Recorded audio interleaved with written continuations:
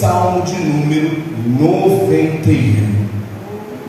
Aleluia, glória ao teu santo nome, Jesus. Enquanto você vai procurando, vai glorificando, meu irmão. Aleluia. Vai dando glória a Deus, porque no caminho para cá, certamente Deus foi te livrando. No caminho para cá, certamente Deus foi fechando a boca do leão contra a sua vida.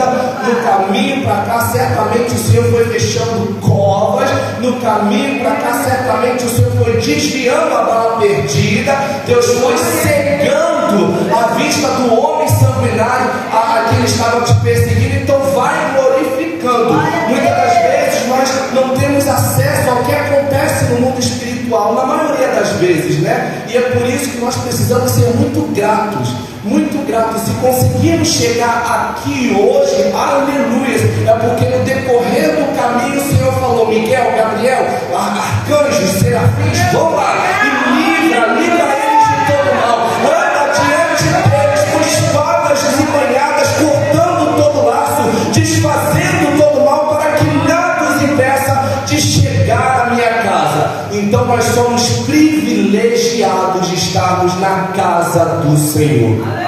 Amém? Salmo de número 91. Tá bom, tá ótimo, obrigado, meu irmão. Salmo de número 91. Nós vamos ler todo o salmo. O epígrafo diz assim: a segurança daquele que se refugia em Deus. Aquele que habita no esconderijo do Altíssimo, a sombra do Onipotente descansará. Direi do Senhor: Ele é o meu Deus, o meu refúgio e a minha fortaleza, e nele confiarei. Porque Ele te livrará do laço do passarinheiro e da peste perniciosa. Aleluia. Ele te cobrirá com suas penas e debaixo de suas asas estará seguro. E a sua verdade é escudo e bloqueio. Não temerás espanto noturno, nem seta que voe de dia, nem peste que ande na escuridão, nem mortandade que assole ao meio-dia. 1000 cairão ao teu lado e 10.000 à tua direita, mas tu, a tua casa, a tua alma, o teu espírito, os teus sonhos, os teus planos não serão atingidos. Aleluia! Somente com os teus olhos olharás e verás a recompensa dos ímpios, porque tu, ó Senhor, és o meu refúgio. O Altíssimo é a tua habitação. Nenhum mal te sucederá, nem praga alguma chegará à tua tenda, porque aos seus anjos dará ordem ao teu respeito para te guardar em todos os teus caminhos. Aleluia. Eles te sustentarão nas tuas mãos, para que não tropeces com o teu pé em pedra. Pisará o leão e a áspide, calcará os pés o filho do leão e a serpente. Pois tão encarecidamente me amou, também eu o livrarei. Porém um alto retiro, porque conheceu o meu nome. Ele me invocará e eu lhe responderei. Estarei com ele na angústia e livrá-lo-ei e o glorificarei. Dar-lhe abundância de dias e lhe mostrarei a minha salvação. Aleluia, glória a Deus. Mantenha a sua Bíblia aberta, porque nós vamos fazer uma ministração expositiva de cada um desses versículos. Mas feche agora os seus olhos e curve a sua cabeça. Vamos orar. Vamos continuar nesse mesmo clima, nessa mesma atmosfera. Os céus se abriram sobre este lugar. Então continue glorificando, exaltando, enaltecendo o nome do Senhor. Senhor Jesus de Nazaré, Deus Santo, Deus Onipotente, Onisciente, Onipresente, nós te pedimos nesta manhã encarecidamente, ó Deus, fala conosco, fala com a tua igreja, Senhor, que em nome de Jesus essa palavra, Jesus, sirva tão somente para a edificação e fortalecimento da fé da tua igreja, do caminhar, do avançar, do progredir, do crescer, para que em nome de Jesus nós estejamos fortalecidos pelo poder da tua palavra, para que em nome de Jesus nós possamos nos furacões, diante do gigante, diante da muralha, diante do mar se fechado, mas que em nome de Jesus, pelo poder desta palavra, Senhor, em nome de Jesus, pela tua graça e pela tua misericórdia, nós consigamos nos manter de pé, Jesus. Glorifica o teu santo nome, abre o entendimento da tua igreja, que nós tenhamos, ó Deus, o mesmo nível de entendimento, que não haja nenhum que saiba mais ou menos, mas que nós estejamos alinhados, Jesus, com a visão da tua palavra, do teu Espírito, do teu querer e da tua vontade. Senhor, abre os nossos corações, Senhor, toca na nossa alma, na nossa mente, no nosso espírito, e que tão somente nós possamos nos alimentarmos com esta palavra, para a glória do teu santo nome, não apenas hoje, mas para todo sempre, em nome de Jesus. Aleluia, glória a Deus. Meus irmãos, sem sombra de dúvidas, estamos diante de um salmo muito poderoso, um salmo que é tido como um salmo de guerra, um salmo que é tido como um salmo de peleja, um salmo de vitória. Esse salmo ele traz para nós muitas promessas, promessas de livramento, promessas de respostas. Esse salmo é o salmo que nos dá uma base para revigorar o nosso espírito e a nossa alma. Aquele que está abatido, quando lê o Salmo 91 alinhado no mundo espiritual, ele é revigorado, ele é renovado, ele é restaurado, ele é liberto, ele é transformado pelo poder dessa palavra. O livro de Salmos, como já bem disse algumas ministrações atrás, ele é um livro que foi composto por diversos autores, né? Davi, Salomão, Emã, Etã, os filhos de Corá. Porém, o Salmo 91 até hoje, ele ainda não possui um autor definido, ele não possui um autor declarado.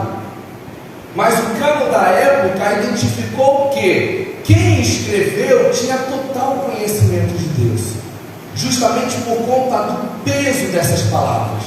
Algumas linhas teológicas sugerem que Davi tenha sido o autor deste livro, alguns outros sugerem que Moisés tenha sido o autor desse capítulo, melhor dizendo. Mas a verdade é que até hoje, ainda que com o avanço dos estudos, o Salmo 91 ainda fica sem um autor declarado. Mas isso não desmerece de forma alguma o que está escrito. Como diz um ditado popular gospel, mais do que o mensageiro, o que importa é a mensagem, o que importa é a palavra. Aleluia. Muitas das vezes eu levo palavras no meu coração que eu vou esquecendo até mesmo quem ministrou, mas a palavra fica guardada na minha vida.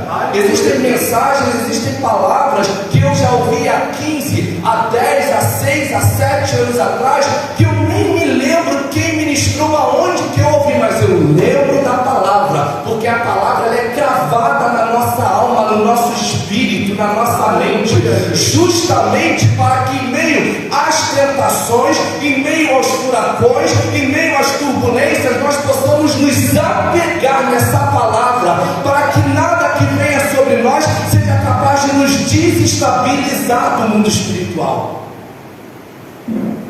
O Salmo 91, ele é um salmo que expressa grandes promessas, mas para que nós possamos entender o valor dessas promessas, nós precisamos entender o contexto o qual ele foi escrito. O Salmo 91 ele foi escrito para a nação de Israel, propriamente dito, a nação de Israel, a qual Deus, antigamente, na antiga aliança, ele tinha uma aliança com a nação. Deus escolheu a nação de Israel para libertar, para proteger, para favorecer em meio às muitas guerras, para dar a provisão, para gerar a providência em muitas necessidades, mediante a fidelidade de Israel. Ou seja, enquanto Israel como nação se mantinha fiel, enquanto Israel como nação se mantinha em retidão, enquanto Israel como nação se mantinha alinhados aos preceitos de Deus, Deus garantia vitória sobre os seus inimigos. Aleluia. Deus garantia uma grande colheita àquilo que era plantado, Deus dava livramentos, Deus expandia o seu território. E a partir do momento que Israel se desviava, a partir do momento que Israel se distanciava da presença de Deus, Deus então permitia que os seus inimigos prevalecessem sobre eles, não como castigo, mas para operar a sua justiça.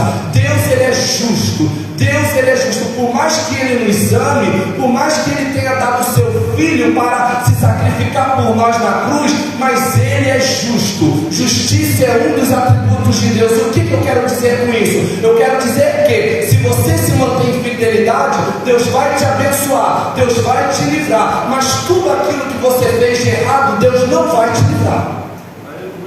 Porque a própria palavra do Senhor diz que aquilo que nós plantamos, nós colhemos. Então, ainda que o Senhor em muitas situações tenha perdoado, tenha entendido e compreendido os erros de Israel, mas Deus não poderia livrá-los de colher o que eles plantaram.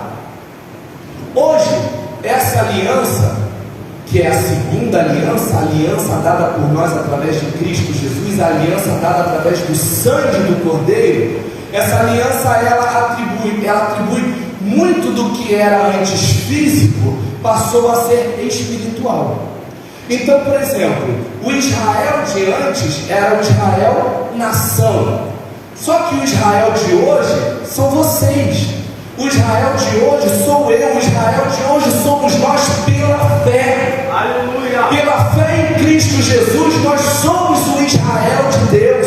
Deus, ele tem uma aliança conosco e nós precisamos estar alinhados, nós precisamos andar de acordo com essa aliança, para que da mesma forma que ele abençoava a nação, ele continue a nos abençoar como seu povo escolhido, que antes não era povo, que antes não tinha direito de estar sentado aqui dentro, mas que pelo sangue vertido na cruz, através da nova aliança, aleluia, ele nos enxertou novamente na promessa, na visão do Evangelho.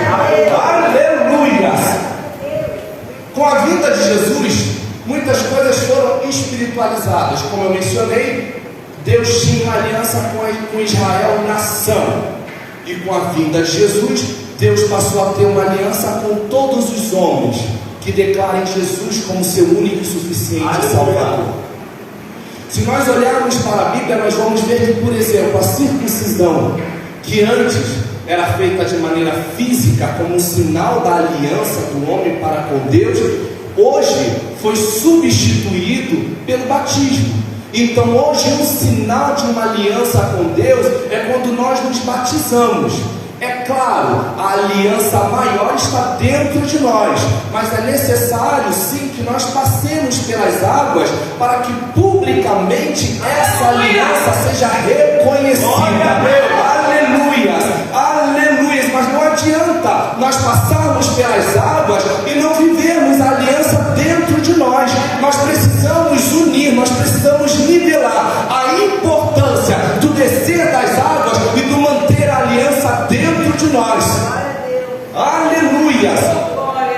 Um outro aspecto que foi modificado por conta das alianças é o sacrifício. Antigamente havia o sacrifício da Páscoa, que simbolizava a morte de Cristo. Mas a partir do momento que Jesus veio, esse sacrifício passou a ser simbolizado pela Santa Ceia, que mensalmente, não apenas nós, mas todas as igrejas realizam em memória de Cristo.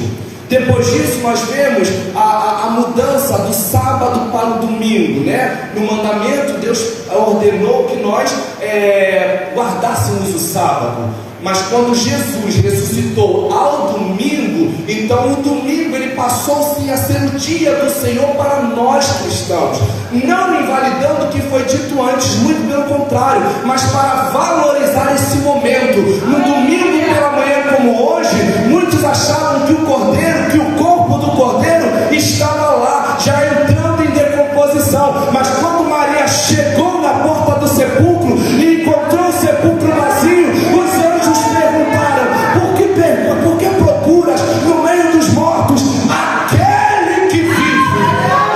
Aleluia, aleluia, aleluia.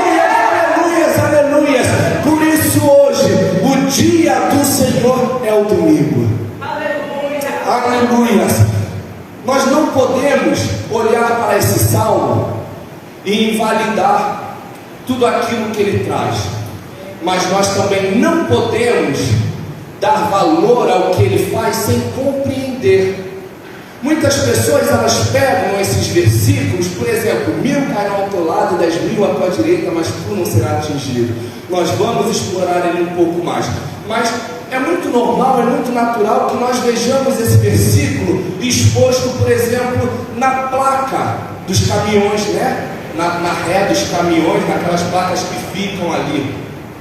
É muito normal que nós vejamos esse versículo, não apenas esse, mas também aquele que habita no esconderijo do Altíssimo, descrito no adesivo no carro. Existem muitas pessoas que gravam na blusa, existem pessoas que até se tatuam com alguns versículos. Só que colocar na placa do carro, colocar no corpo, colocar na blusa, deixar a Bíblia aberta em casa, como minha mãe fazia durante anos, a Bíblia ali no Salmo 91, pegando poeira, aí quando ela estava faxina, ela sacudia a Bíblia e a página estava ali. Não adianta nós fazermos tudo isso sem compreendermos o valor dessas palavras. Não adianta nós tatuarmos, não adianta nós vestirmos sem compreendermos o porquê dessas palavras. A própria palavra do Senhor diz em Oséias 4:6: o meu povo pereceu por falta de conhecimento. Então muitas pessoas se utilizam desses versículos achando que o simples fato de colocar tatuado no corpo, na blusa, ou deixar a Bíblia em casa, isso é o suficiente para Deus livrá-los. Não! O importante é viver, o importante é entender. E é para isso que nós estamos aqui nesta manhã, para nos alimentarmos e entendermos a palavra de Deus. Versículo 1, o versículo diz assim: aquele que habita no esconderijo do Altíssimo, a sombra do Onipotente descansará. Esse versículo ele não tem nenhuma mensagem subliminar, mas nós precisamos olhar para ele com muita atenção, porque o único versículo traz diversas revelações. E a primeira revelação é o verbo habitar. Ele diz: aquele que habita. Habitar aqui, ele tem o mesmo peso de residir.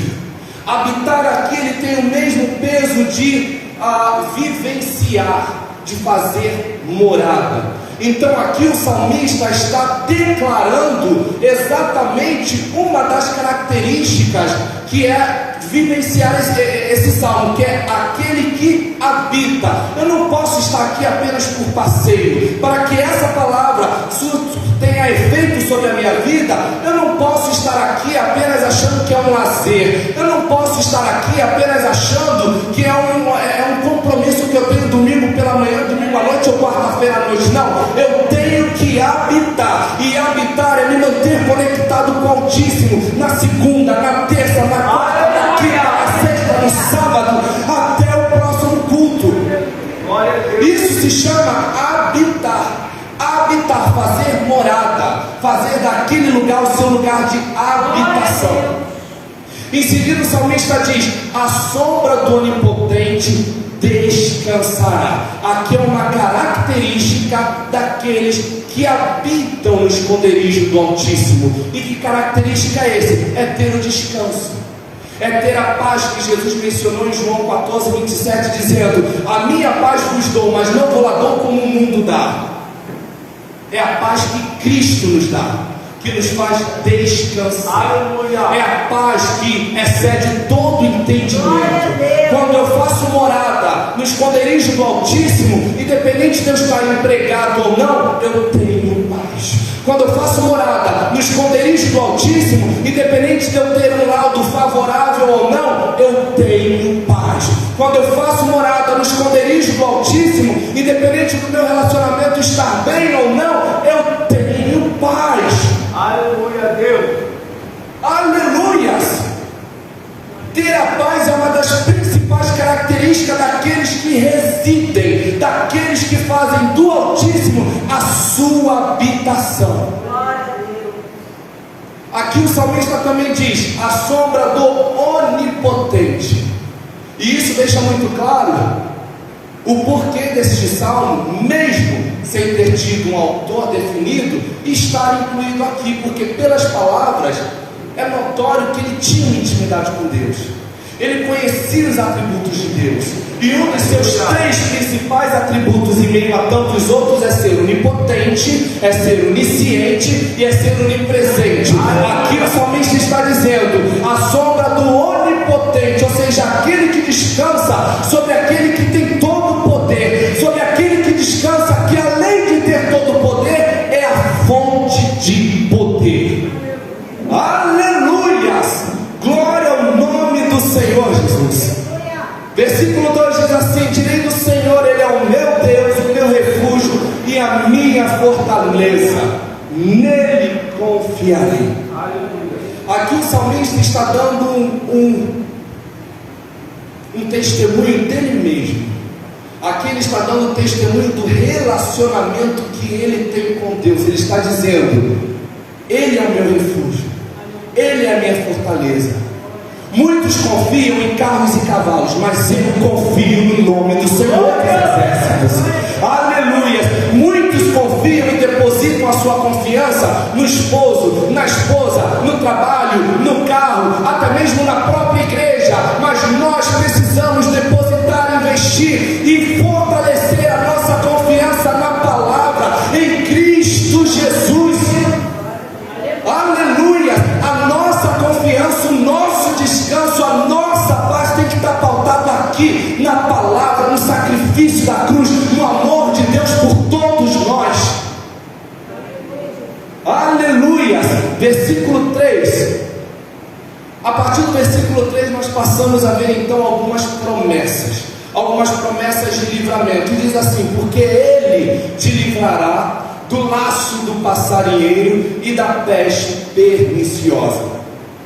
Quando eu estudei para essa mensagem pela primeira vez, essa mensagem eu já ministrei ela em algum outro momento, eu não sabia o que era passarinheiro. A gente que ministra, a gente não sabe de tudo, né? A gente vai adquirindo conhecimento ao decorrer dos tempos, em especial é por isso que eu sempre agradeço a Deus pelas oportunidades de poder ministrar, porque a cada ministração, nós que pregamos, nós vamos aprendendo mais. Deus vai edificando a nossa vida para que nós possamos compartilhar essa edificação com a igreja. E aqui, eu não sabia até então o que era passarinheiro, e eu fui pesquisar. Passarinheiro é uma pessoa, sendo homem ou mulher, enfim, que atua com uma área de captura, com uma área de vendas, com uma área de importação e exportação de pássaros. Então ele captura o pássaro para vender, ele captura o pássaro para impedir que ele voe, ele captura o pássaro para podar, ele captura o pássaro para calar. Ou seja, o passarinheiro aqui ele significa as pessoas ou situações que nos limitam. E o que é o passarinheiro da minha e da sua vida? O passarinheiro das nossas vidas, muitas das vezes, é um relacionamento. O passarinheiro, muitas das vezes, em nossas vidas, é um trabalho, é a própria igreja, é um líder, é o liderado, é alguma situação que nos impede de voar, de viver a essência do pleno evangelho. Aleluia! Isso é o passarinheiro, são as angústias da vida. Muitas das vezes o passarinheiro nem captura a gente, nós que nos entregamos, nós nos permitimos nos entristecer, nós nos permitimos deixar a mágoa entrar em nossas vidas, e quando nós vemos, nós estamos no calabouço do passarinheiro, sendo amordaçados, sendo podados, sendo impedidos de voar. Aleluias! Ele te livra, porque Ele te livrará do laço do passarinheiro e da peste perniciosa. Salmo, versículos número 4. Ele te cobrirá com suas penas, e debaixo de suas asas estará seguro. A sua verdade será o teu escudo e broquel. Aqui nós vemos o salmista comparando o nosso Deus com uma ave, né? Ou seja, debaixo de suas asas, Ele te cobrirá com suas penas, e debaixo de suas asas te confiará, estará seguro. Esse termo aqui que o salmista utilizou é um termo que a teologia chama de zoomorfismo. O que é zoomorfismo? Zoomorfismo é quando um autor se utiliza de características animais para expressar e trazer de uma maneira melhor o entendimento daquilo que ele quer falar. O povo de Israel, ele era um povo que costumava lidar com a cria de animais.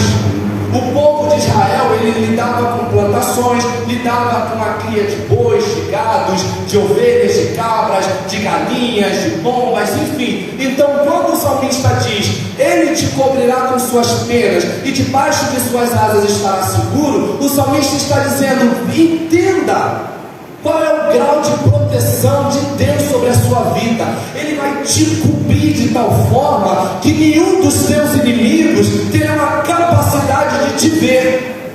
É incrível se você parar para analisar uma galinha, né? Uma ave, mas uma galinha propriamente dita, porque é uma ave que nós temos um pouco mais de acesso. Quando ela tem alguns pintinhos, seja 3, seja 2, independente da quantidade, ela consegue se abrir toda a ponto que ela cobre todos eles. E para a gente que está olhando de fora, a gente não consegue nem contar quantos estão ali embaixo. Esse é o grau de proteção que Deus tem sobre nós. Aleluia! Aleluia!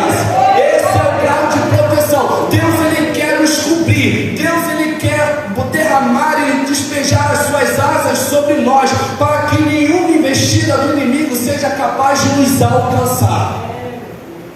Só que a grande verdade é que essa promessa é muito bom, né? Nós vemos que nós servimos um Deus que é poderoso, um Deus que nos livra, um Deus que faz e acontece. Só que é muito importante nós nos atentarmos que, para vivenciarmos todas essas promessas, nós precisamos estar sempre ligados ao versículo 1, aquele que habita. Essas promessas aqui que nós estamos lendo, elas não são para qualquer um, elas não são para os que estão lá fora, elas não são para os que não creem, elas são para aqueles que habitam. Se você não habita no esconderijo do Altíssimo, meu irmão, me desculpe, mas essas promessas não são para você. Então hoje eu deixo aqui um convite: venha e faça morada no esconderijo do Altíssimo, para que todos nós possamos usufruir dessas promessas. Aleluia! Aleluia! Glória a Deus! O próprio Senhor Jesus se utilizou deste termo, né, de zoomorfismo, quando em Mateus 23:37 ele está prestes a entrar em Jerusalém e ele para diante de Jerusalém, chora. Foi uma das vezes a qual Jesus chorou, e ele diz: Jerusalém, Jerusalém, né, que matas os profetas e apedreja os que são enviados. Quantas vezes quis eu ajuntar os teus filhos como a galinha ajunta os seus pintinhos debaixo das asas, e tu não quiseste. Então aqui fica muito claro que não existe nenhuma mensagem extraordinária, mas sim uma comparação para que houvesse um pleno entendimento da manifestação, do tipo de proteção que o Senhor quer nos dar. Amém? Aleluia! No versículo 5 e 7 diz assim: não temerás medo do terror da noite, nem da seta que voe de dia, nem da peste que ande na escuridão, nem da mortandade que assole ao meio-dia. Esse momento aqui, o salmista está relatando os períodos de guerra, os períodos nos quais os inimigos se utilizavam para avançar os seus exércitos contra o povo de Israel, justamente de uma maneira traiçoeira, né? Porque eles se aproveitavam justamente o momento no qual o exército de Israel ele estava desprotegido. Por quê? Porque durante a noite, por mais forte que sejamos, mas chega um determinado horário que a gente acaba caindo no sono. Ainda mais se isso perdurar por noites e noites. Quando fala aqui a mortandade que assola ao meio-dia, ele está se referindo justamente àquele período pós-almoço. Quando a gente está num gás, né? Durante o dia, é só parar para almoçar que bate aquela lambeira, não é verdade? É só parar para almoçar que todo aquele gasto que você estava durante a manhã fazendo relatórios, limpando, faxinando, falando com fulano, com Beltrano, é só parar para almoçar. Se você encostar ali, você vai. E o sono te pega, te carrega e você não tem mais a mesma funcionalidade. Então era exatamente nesse período, também estrategicamente, que os guerreiros das tribos, das nações rivais, se aproveitavam para invadir e tomar parte de Israel. E aqui o salmista está falando: não temas ao terror da noite, ainda que você esteja dormindo, Ele que te protege não dorme. Aleluia! Ele não dorme. O nosso varão é um varão de guerra, de peleja. Ainda que você esteja na tua casa, no seu ar-condicionado, na sua coberta, dormindo, aleluia, Ele está ali do seu lado. Quando o inimigo tenta entrar pela tua porta, Ele diz: aqui não, aqui não, aqui não, aqui não. Você pode ir para qualquer outro lugar, mas aqui não. Aleluias! Nós temos um Deus que não dorme. Nós temos um Deus que não dorme. Nós temos um Deus que não dorme. Nós temos um Deus onisciente, um Deus que sabe de todas as coisas, um Deus onipresente que está em todos os lugares. Aleluia, tenha certeza. Ao mesmo tempo que você está aqui, Deus está lá na tua casa, guardando a tua família, a tua mãe, teu filho, teu sobrinho. Aleluia! Não temas, não temas, mantenha-se confiante, descanse. São promessas que são válidas para aqueles que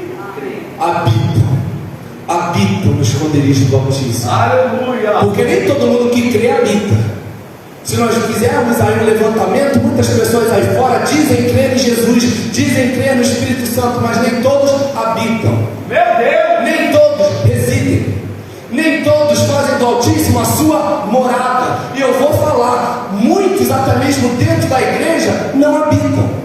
Estão aqui, se relacionam com a casa, se relacionam com a agenda, se relacionam com a escala, se relacionam com o ministério, é o louvor, é a ministração, é a oração, é a mesa de som, mas não habitam. Meu Deus! E hoje o convite está aberto para todos nós. Se até hoje nós não habitávamos, hoje é o dia, aleluia, de definitivamente nós fazermos morada no esconderijo do Altíssimo. Aleluia! Glória a Deus! Então vem o versículo que eu diria que é o mais famoso do Salmo 91, que é o versículo de número 7, que diz assim: 1000 cairão ao teu lado e 10.000 à tua direita, mas tu não serás atingido. Quando eu não tinha muito conhecimento da palavra, e hoje eu ainda não tenho, é claro, eu ainda preciso aprender muito. Eu era imaturo e eu pensava que 1000 iriam cair ao meu lado e que 10.000 à minha direita, mas que eu não seria atingido. Então eu pensava, se eu passar no meio de um tiroteio, eu vou começar a contar que 1 vai morrer, 2 vai morrer, 3, mas até chegar a 1000 eu estou livre. Era assim que eu pensava, sério. Eu pensava assim, quer ver só? Fulano vai ser demitido, Beltrano vai ser demitido, mas quando chegar a minha vez, nada vai acontecer. Porque eu habito no esconderijo do Altíssimo. E aí que está, nós precisamos entender a palavra.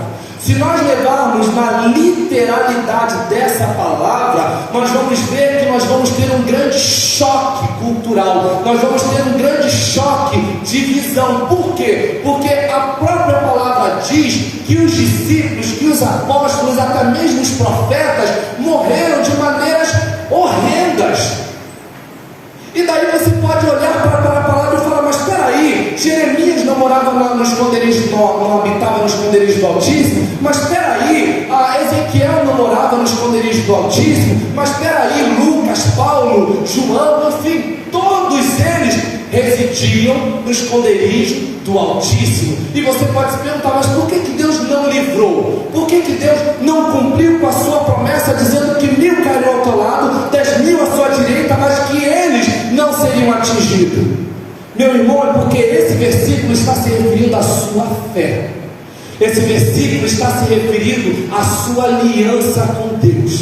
Esse versículo está se referindo a que ele está dizendo: uma vez que você tem a sua vida pautada na palavra, alinhada com as vontades de Deus, aconteça o que acontecer ao seu redor, nada será capaz de te desestabilizar. Aleluia!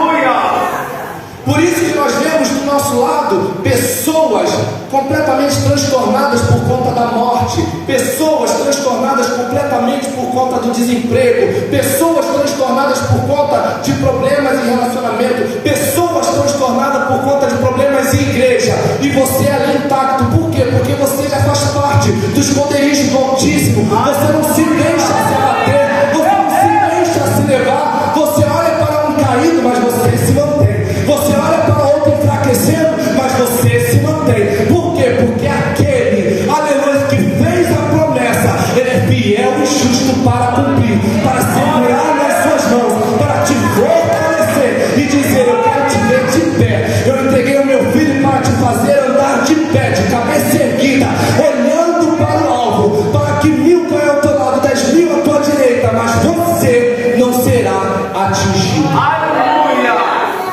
Glória a Deus! Só que essa promessa, assim como todas as outras, só é validada em nossas vidas quando nós fazemos morada no esconderijo do Altíssimo. Aleluia, Jesus! Salmo 91, versículo 8 diz assim: somente com os teus olhos contemplarás e verás a recompensa dos ímpios. Aqui Deus está falando: você que obedece, você que anda em retidão, você que anda alinhado, prepare-se, porque você vai ver exatamente a recompensa daqueles que se desviam, a recompensa daqueles que não honram, a recompensa daqueles que não reconhecem a Cristo.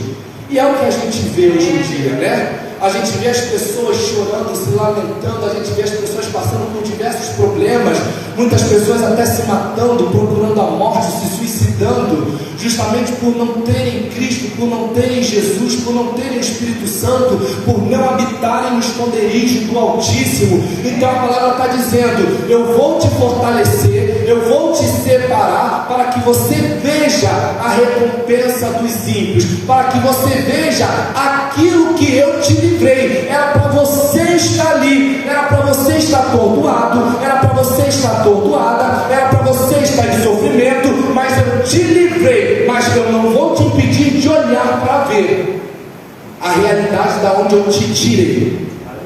Porque muitos de nós, é muito necessário às vezes nós lembrarmos da onde Deus nos tirou. É muito interessante quando eu, por exemplo, olho para a minha vida. Eu não tive um passado de grandes pecados. Não que isso me faça melhor do que os outros, muito pelo contrário. Mas quando eu olho para a minha vida antes, mesmo com alguns percalços, eu louvo ao Senhor por ver a minha vida antes e hoje. Não que por questões de orgulho, mas para glorificar o nome do Senhor e dizer: olha o que o Senhor fez na minha vida.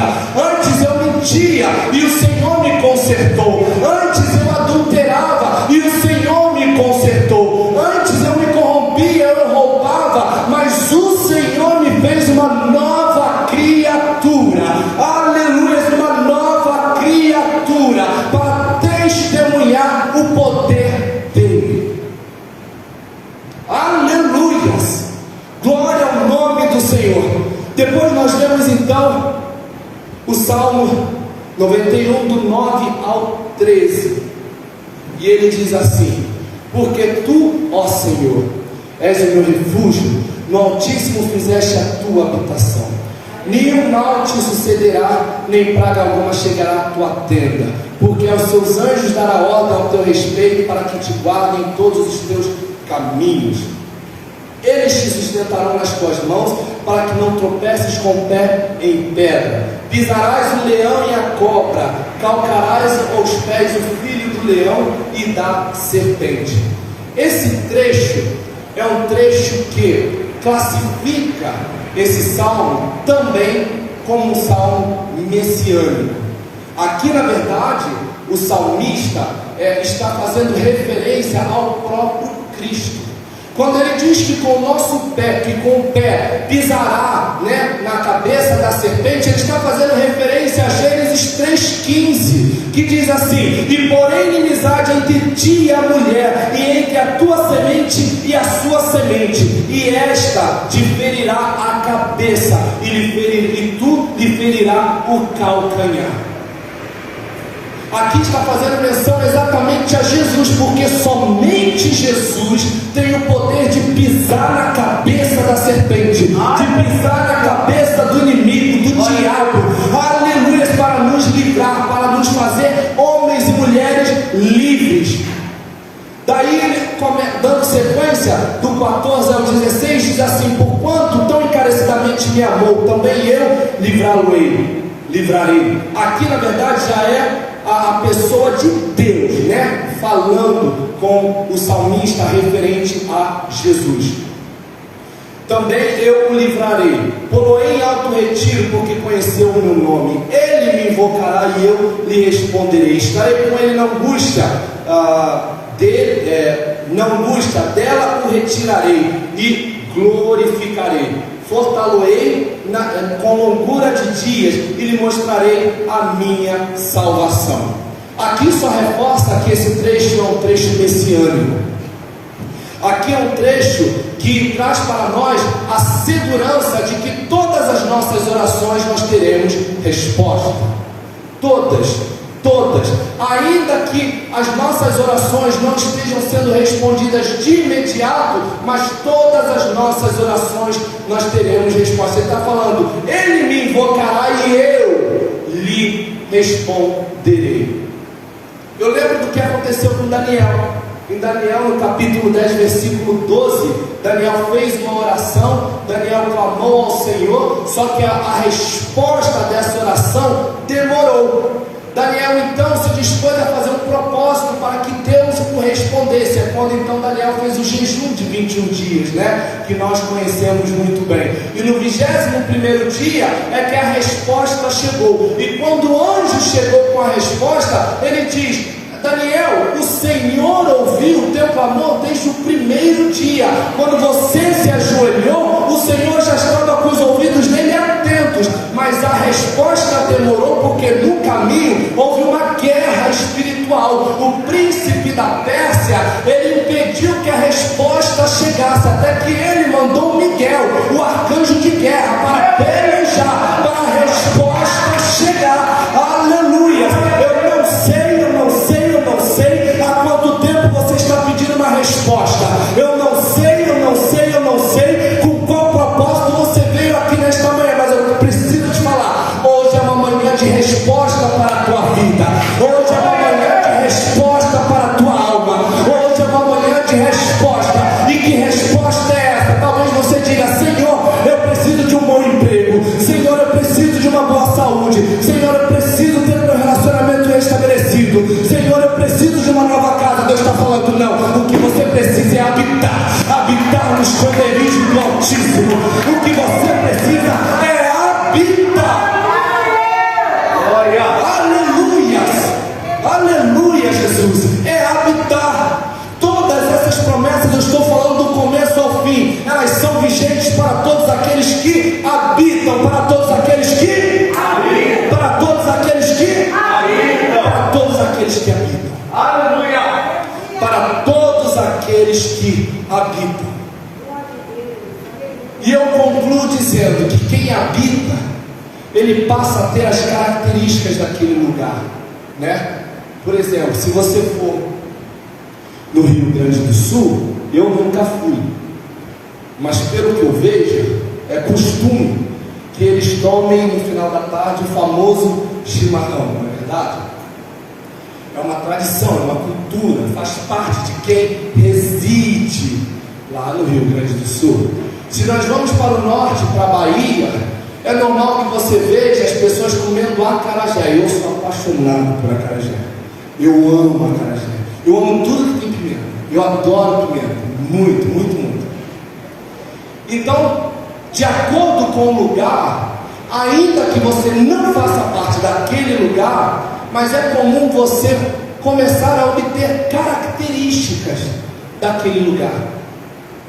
Então eu volto lá para o versículo 1: aquele que habita no esconderijo do Altíssimo. Ou seja, se nós habitamos, se nós moramos, se nós residimos, é de extrema necessidade que nós tenhamos as características daquele que habita. Aleluia, Deus. Não é à toa que em Gálatas 2:20 Paulo diz: já não vivo eu, mas Cristo vive em mim. Eu já não tenho mais prazer nas coisas da carne. Por quê? Porque eu sirvo um Deus que é Espírito. Então meu prazer está no Espírito. Aleluia, Deus. Aleluia. Não é à toa que Jesus disse: buscar primeiro o reino dos céus e a sua justiça e as demais coisas vos serão acrescentadas. É Jesus falando: se você mora no esconderijo do Altíssimo, você vai sempre priorizar as coisas do Espírito. Aleluias. Aleluia. Busque sempre aquilo que Deus possa fazer em você, não apenas por você. Joey, existe diferença? Existe diferença. Tudo aquilo que Deus faz por nós é temporário, mas tudo aquilo que Deus faz em nós segue com a gente até a vinda de Jesus. Quer ver só um exemplo? Quando Deus abriu o mar vermelho para que o povo de Israel passasse, Deus estava atuando pelo povo e não sobre o povo. Por isso que o mar se abriu, mas depois fechou. Por quê? Porque a atuação de Deus era pelo e não por. Aliás, perdão, era pelo povo, mas não sobre o povo. Depois nós olhamos para Atos 16. Atos 16 nós vemos Paulo e Silas acorrentados, amordaçados, encarcerados, louvando, adorando a Deus, quando de repente Deus manda um grande terremoto para livrá-los. Aquilo ali era uma atuação do Espírito, era uma atuação de Deus pelos seus servos. Um terremoto que aconteceu, mas também parou. Então essas manifestações são manifestações de Deus pelo povo e não sobre o povo. São coisas que acontecem, são coisas temporais. A própria ressurreição de Lázaro foi ressuscitado, mas Lázaro depois morreu. Por quê? Porque era uma manifestação por Lázaro e não sobre Lázaro, senão Lázaro estaria aqui conosco até hoje. Agora, quando nós buscamos as coisas que Deus faz em nós, aí a coisa muda. Verdade. Aí que está o segredo. Quando Deus te liberta, Ele te liberta e nunca mais você cai em pecado. Aleluia. Quando Deus te transforma, Ele te transforma e nunca mais você olha para trás. Aleluia. Quando Deus muda a sua mente, quando Deus manifesta a metanoia, que é o entendimento da palavra, o entendimento da verdade, nova criatura você é. Aquilo que te dava prazer não te faz mais. Todas aquelas coisas materiais que te traziam a satisfação, você ignora. Por quê? Porque você passa a ter satisfação no Espírito. A sua força não está mais nas coisas materiais, as suas forças estão pautadas no Espírito. O seu direcionamento não está mais nas coisas materiais, o seu direcionamento está no Espírito. Os seus livramentos, a sua confiança não estão mais nas coisas materiais, estão no Espírito. Mas eu, para finalizar, eu preciso ressaltar que todas essas promessas são para aqueles que habitam no esconderijo do Altíssimo. Aleluia. Se você olha para a sua vida e você vê as características daquele que habita no esconderijo do Altíssimo, louvado seja Deus. Mas se você olha para a sua vida e não vê características pautadas na palavra, então busque mais. Busque mais. A nossa vida é uma vida constante de busca a Deus. Não é porque eu estou ministrando essa palavra que eu me considero um pleno residente do Altíssimo. Não. Eu também preciso ser edificado, eu também preciso ser mudado, eu também preciso ser moldado pelo Espírito, para que cada vez mais as minhas raízes estejam fixadas no esconderijo do Altíssimo. E essa é a minha oração para cada um de vocês, que nós possamos fazer morada, não de maneira temporal, mas de maneira permanente no esconderijo do Altíssimo, para que nós possamos descansar, para que nós possamos encontrar a verdadeira paz, para que nós possamos de fato viver o que está escrito no versículo 7, de que 1000 cairão ao meu lado, 10.000 à minha direita, mas que nós, eu, vocês, a nossa casa, a nossa igreja, os nossos planos, os nossos objetivos não serão atingidos. Amém? Glória a Deus, aplauda o Senhor.